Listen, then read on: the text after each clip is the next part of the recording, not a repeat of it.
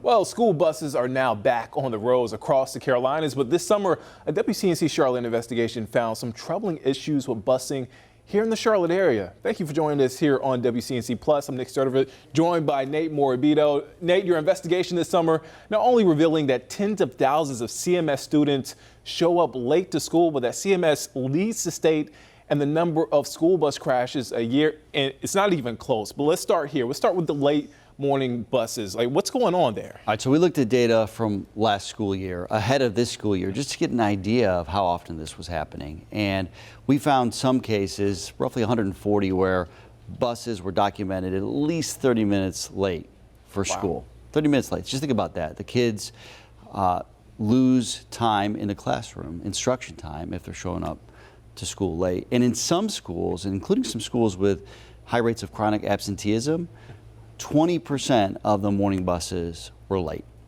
Wow. 20%, 1 out of 5. Now, CMS would tell us basically, look, most of our buses are on time, and those that are late usually are just a few minutes past the bell time, within 5 minutes. But we did talk to a parent who experienced, not just at the beginning of the year, because that's when we usually see these problems, widespread at least. You know, they're still trying to figure out bus routes, they got new employees, new drivers, trying to figure it out. But they were dealing with it later into the school year. And essentially, in her case, her daughter's case, this bus driver was having to run 2 routes to the same school. Are you kidding me? No, so that's what an issue is. And in some schools, particularly those schools with later bell times, like later start times, if a bus gets delayed, if there's a crash, if there's some kind of other issue, there's a domino effect. And then, particularly if this bus drives additional routes, and then those kids that are the later start times are showing up to school. And look, we don't want our buses to be unreliable. We don't want it to be inequitable, right? We want every kid to get to school on time. And so we brought that to the school district's attention and said, what are you all doing to fix this, you know? And basically what the executive director of transportation told us is we're working this summer to identify which routes had the problems last year and try to figure out if there's a way to give some wiggle room, a little bit more breathing room for those buses, particularly at the later start time schools, so they're not late this year and so that they can get there on time. And what I will say though is if people have late buses, if they're experiencing that for their kids, you should reach out to your transportation department no matter what school district and let your voice be heard. I've been reviewing emails from some parents last year who were so frustrated. But you know what, if you want to get attention, and if you're a working parent especially, this is the best way to do it. Raise your voice. That's what the parent did in this case, and they fixed it. But this year, she's not sending her kid on a bus. What impact does this have on the kids? I know classroom time is so valuable, right? Yeah, I mean, if you think about it, 20% of the buses at some of these schools, a handful of them, it means regularly they're getting to school late. What if they eat breakfast at school? What if they rely on free breakfast at school? So they're already having to rush to the cafeteria to get their food, and then they're missing some instruction time. And I mentor a couple boys in elementary school, and I experienced this with one of them last year. Running in late, having to go to the cafeteria as we're talking, he's having to shovel his breakfast down his throat. He's not even ready to start school, you know, and it's not his fault at all. And I think that that's the point here. And we also don't know, in some cases, if parents are at work, maybe the kids just give up on the bus for the day and just go home. Maybe they miss school altogether. Yeah. And we don't really know that. We don't have that data. But that is certainly a concern. And the district says it's a concern for them, and they're trying to address it. Is the district scrambling at this point? I mean, they had a bit of a better time last year with bus drivers, you know, but they're still trying to hire bus drivers right now. And I will also tell you that they greatly reduced the number of buses over recent years. And so if you think about that, there are fewer buses to transport at the least the same number of students or close to it.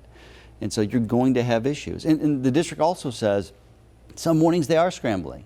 You have people that call out. Every day you have someone that's either calling out sick or they're on some kind of maybe short-term out of work situation. You have a crash. And so, yeah, some mornings they are scrambling. And then the kids are the ones that get impacted. And we heard from CMS, listening to what they have to say.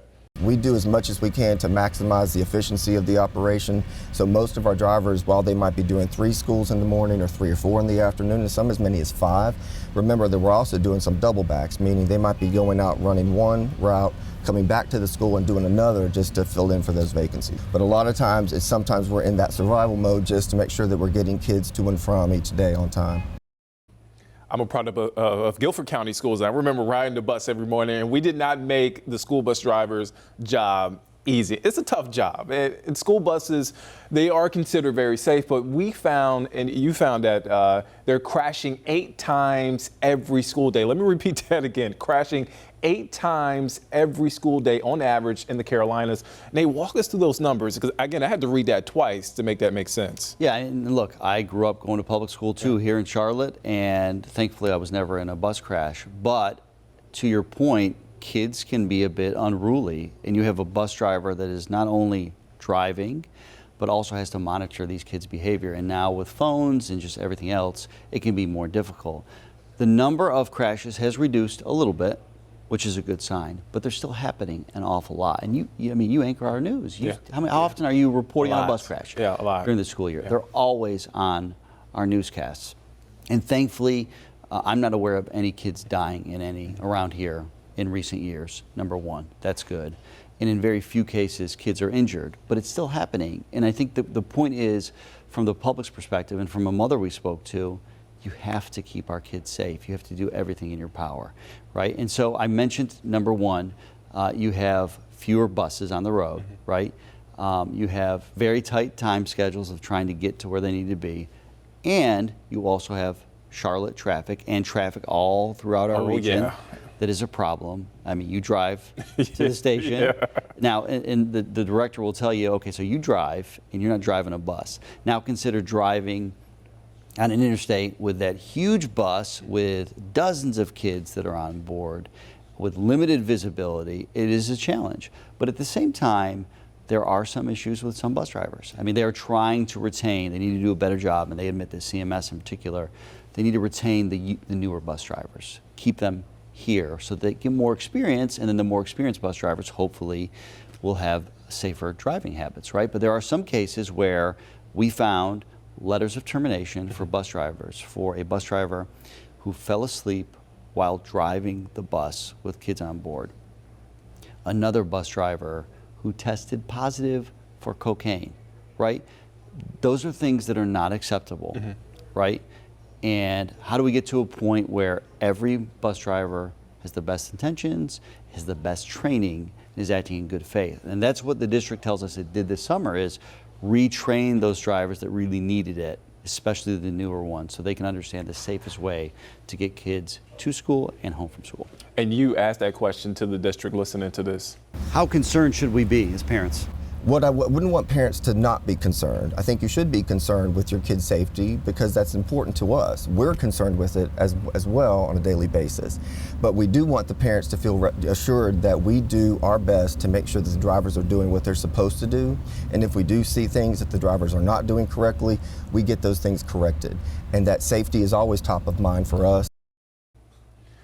Again, it's not an easy job to be a bus driver, but also CMS is working to train these bus drivers and get it back on the right track. And again, as you said before, during our newscast, we cover a lot of incidents over the course of the newscast, at 2.5 hours of bus crashes and things involving school buses. Nate, thank you so much for that report. And you can find Nate's full investigation into busing concerns right now on WCNC Charlotte and on our mobile app. Just scan the QR code right there on your screen. And let me just add, we all can help. We all can be better drivers and give them the room they need on those buses. All right, thank you, Nate.